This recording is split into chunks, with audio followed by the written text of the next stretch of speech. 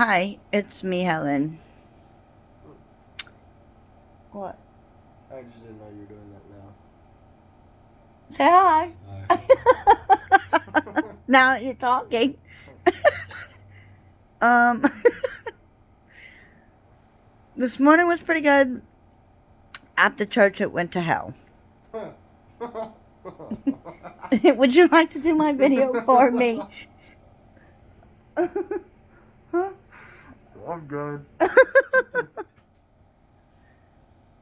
So, my 17-year-old doesn't trust his father, even to have a conversation with him without me present. And I don't trust him without recording a conversation with him because I don't trust him. And so I was recording, and he says, I don't give you permission to post that. I never said I was posting it, but I am sending it to my attorney. My son called him out on his drinking. How he keeps saying that he doesn't have money for things, but then he buys beer and wine. He told my son it's none of his business. But it is kind of his business when you tell him, when y'all are at the store, that you don't have money to buy things. So, when you tell them, I don't have money to buy food or anything for you guys, and then at the same grocery shopping, you buy beer or wine, what message does that send to your kids? No, I can't get food for you, but I can get my alcohol. But my husband said, that's none of your business.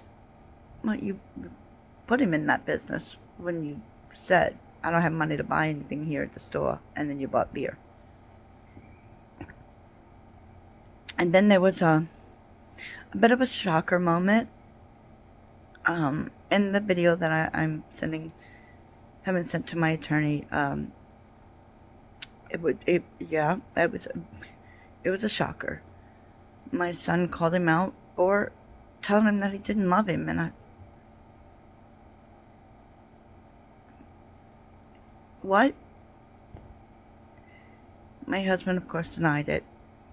And my son said he told him he didn't love him a few months ago, a couple months back. I was like, why didn't you say something? He said he was holding it in. That's a problem. Don't hold that stuff in. But my husband said my son's lying, that he didn't say that to anyone in this house. And then my son called him out and says, yeah, I heard you tell her that. And then he says, well, yeah, I tell her I don't love her because I'm tired of being married to her. Well, you just said you didn't tell anyone in the house that. Number one. Number two, you told everyone how you never said things like that to me. And now I have video proof that you yourself said, yeah, you do tell me that. So that's proof that you've been saying things to me that would absolutely bring down my mental state and how I feel. But I want to say, my husband saying that that's not true. He never said that to my son or about my son. Well, I have to believe my son because in another video that was being sent to my attorney, my husband said he never told me to kill myself, and yeah, he really did. He did. And so I have my experience where you were lying to my face saying you didn't say that. Of course, you knew I was videoing, so why would you admit that? That would be bad. But given the fact that I know you were lying about that, and I was videoing this time because you said I don't give permission for that to be posted. You knew I was videoing, so what makes me believe that you're telling the truth this time? Oh, right, nothing.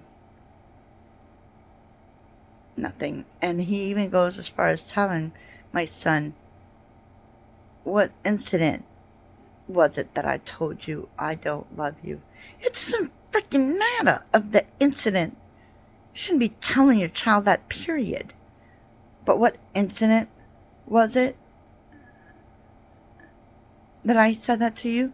And my son says, I don't remember specifically when you said it. I don't remember specifically the date. That doesn't matter. It doesn't matter what the incident was. You shouldn't be telling your child that. And then my husband counteracted that with, who was with you at the hospital when you attempted to commit suicide? And he said, both of you were. Who stayed with you? And he says, I told you I wanted Mom to stay with me, and you didn't relay the message. And so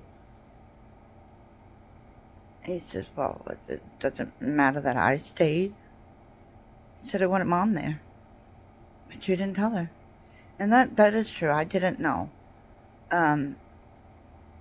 My son did yell at me because I wasn't the one in the ambulance with him when he was being transported to the mental hospital. I didn't know he wanted me in the ambulance, right?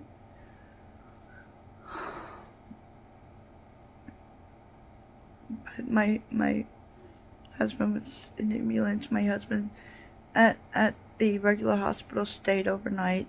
Once he was transported to the mental hospital, no one stayed overnight with him. But I was at the hospital every day. Well, it was at the regular hospital, but only one of us could stay overnight. I didn't know my son wanted me to stay. I would have stayed. It would have been me. I would have stayed. But he called his dad out and said, I told you I wanted Mom to stay. And you didn't relay the message. Because I asked her. He did. He asked me, why didn't I stay? Because I didn't know you wanted me to stay overnight. And let me just add, one of those nights that at the regular hospital, my husband had his ringer down. My son's diabetes acted up, and he started plummeting down. And so I called my husband and called my husband and called my husband, and he didn't answer. He didn't answer at all. And so I wound up getting a hold of the hospital, and I was yelling at the nurse, you get in my son's room now. His blood sugar is low because it registers to my phone. You get in there right now. It's an emergency. You get the F in there. And so the nurse rushes in there. Come to find out, my husband had turned my son's medical device sound off as well. So it didn't alert, and my husband had his volume off of his phone. And so, thankfully, I got a hold of the nurse, and she got in there, and then the nurse gave me her direct number in case that happened again. So, yeah. Yeah, my husband was there. But he turned the sound off on my son's medical device. And he had his sound off on his phone, so I couldn't reach him in an emergency for my son's blood sugar. And he liked to point out to my son how I was there with you overnight. I was there with you every day. What he failed to mention to my son is the reason he was there every day. It's because I told my husband he wasn't leaving town. My son had just got to the hospital a few hours ago by paramedics to save his life.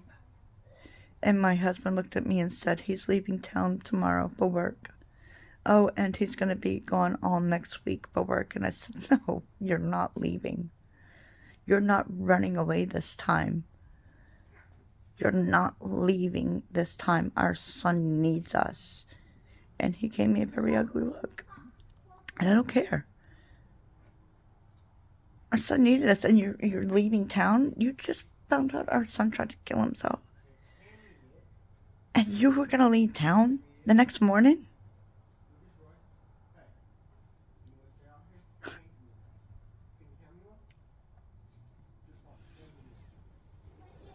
You were gonna leave town the next morning. And be gone all the next week as well. Yeah. And I put my foot down and said, you're not going anywhere.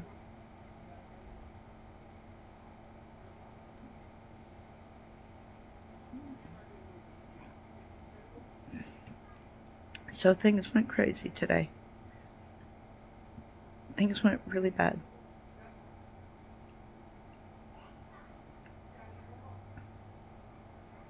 He even cussed at my son.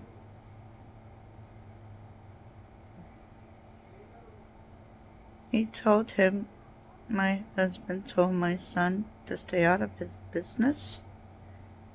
And he says, I'd like to, but you need to stop disrespecting my mother. And he says, no. He literally said no. And then he says that you don't tell me what to do. Yeah. Yeah.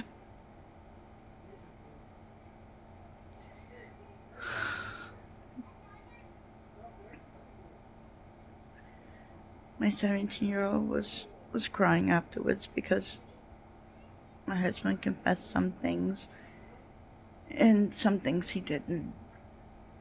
But he says, I don't know why it hurts. Knowing he doesn't love me. He told me he didn't love me. I don't know why it hurts. He says, but you know what hurts worse, Mom? Knowing I can't protect you. And that's my job. And I said, no. It's not your job to protect me. He said, well, somebody needs to. And I said, that is not your job. Not your job to protect me. I'm okay.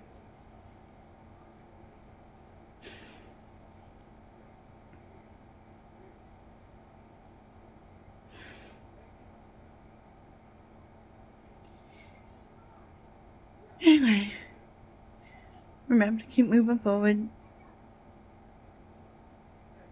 You are special. You are worthy. And plenty of people do love you. Until next time. Bye.